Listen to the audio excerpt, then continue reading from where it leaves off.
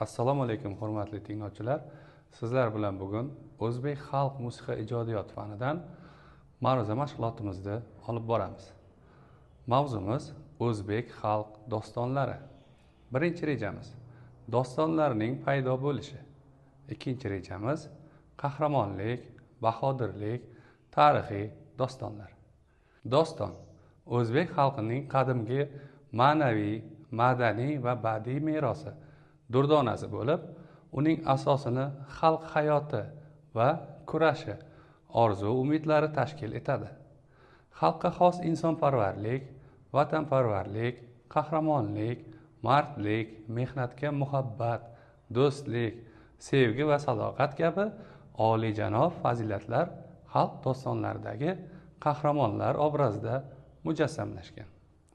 Doston o'zbek mumtoz musiqasining yirik epik janri bo'lib, o'ziga xos mavqei, mazmuni, shakli, ichki qonuniyatlari va ijro uslublari bilan ajralib turadi. Xalq dostonlarida epik tasvir, ko'pincha nasr, ya'ni so'z bilan lirik kechinmalar, she'r va musiqa orqali ifodalanadi. Shuning uchun ham dostonlarning ahamiyati beqiyos va boqiydir. Ular asrlar osha shu kunlargacha saqlanib, yashab, yanada sayqal topib, xalqimiz hayotida muhim o'rin egallab kelmoqda. Dostonlarning paydo bo'lishining asosiy manbai xalqning ijtimoiy, iqtisodiy va ma'naviy madaniy hayotidir. Doston aytuvchisini turli hududlarda o'ziga xos shevasida, ya'ni Xorazmda dostonchi, baxshi yoki xalfa. Xalfa bu ayol ijrochisi hisoblanadi. Qashqadaryo va Surxondaryoda baxshi, shoir. Samarqandda baxshi, Xo'jand, ya'ni Tojikiston Respublikasi va O'sh, Qirg'iziston Respublikasida soqiy yoki azanda, Farg'ona vodiysida baxshi yoki sannofchi, Qoraqalpog'istonda vaksi va jirov deb aytishgan. Dostonlarning mavzusi va shakllari asrlar davomida yuzaga kelgan an'analarga asoslanadi. Ular mavzu doirasi jihatidan juda keng bo'lib, vatanga sadoqat, qahramonlik, xalqning qudrati, ozod mehnati, sevgi, do'stlik, tinchlik, hurlik, haqiqat, ishonch, umid, insoniylik kabi ezgulikni targ'ib qiladi. Badiiy asar sifatida yaxshilikni tasdiqlaydi, yomonlikni esa qoralaydi. O'zbekistonda mavjud dostonlarni mavzusiga ko'ra quyidagi turlarga bo'lish mumkin.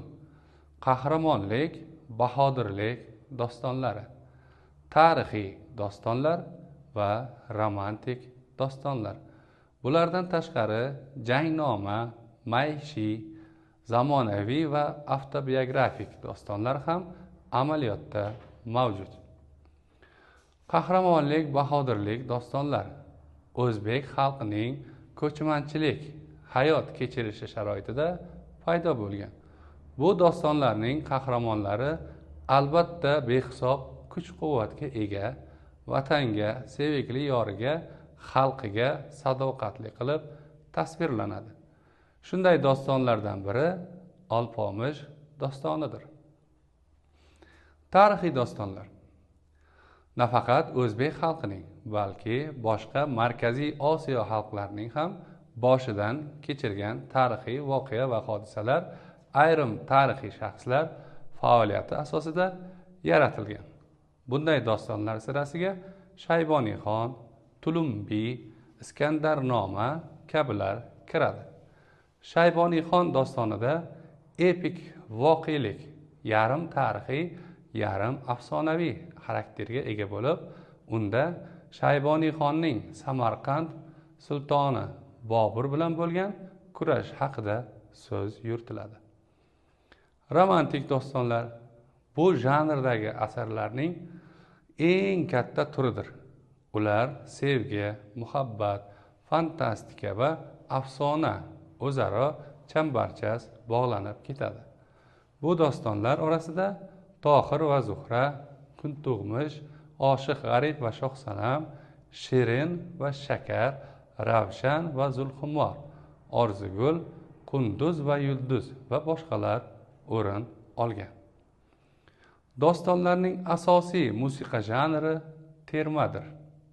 Terma so'z va kuydan tashkil topib, musiqa cholg'usi, do'mbira yoki qo'g'iz va cholg'u ansambli jo'rnavozligida aytiladi. Har bir dostonda 5 tadan 36 gacha kuy, ohanglar qo'llaniladi. Doston kuylari nag'ma, nola yoki nolish, ayrim joylarda nama yoki noma deb yuritiladi va baxshi kuyi deb ham ataladi. Doston termalari o'z nomiga ega bo'lib, masalan, Surxondaryoda doston nag'malari kelin oy nag'masi, go'ro'g'li nag'masi, sarboz nag'masi, ot haydash nag'masi va hokazolar. Xorazmda Eshvoy, Muhammas, Qoradali, Norin, Nola deb nomlanadi. Sizlar bilan bugun dostonlar haqida so'z yuritdik, ya'ni qahramonlik dostonlari va bahodirlik dostonlari, tarixiy dostonlar, romantik dostonlar haqida so'z olib bordik. Sizlarga savollarimiz bor. Surxon vohasi doston ijrochilarining ijodining tahlili. Bu sizlarga birinchi savolimiz. Ikkinchi savolimiz doston ijrochilarining cholg'usi, ya'ni do'mbira, tor haqida ko'rgazma burchagini tashkil etish. Uchinchi savolimiz mavzu yuzasidan video rolik tayyorlash. Bu savollarimiz mustaqil ta'lim savollari edi. Barchangizga rahmat.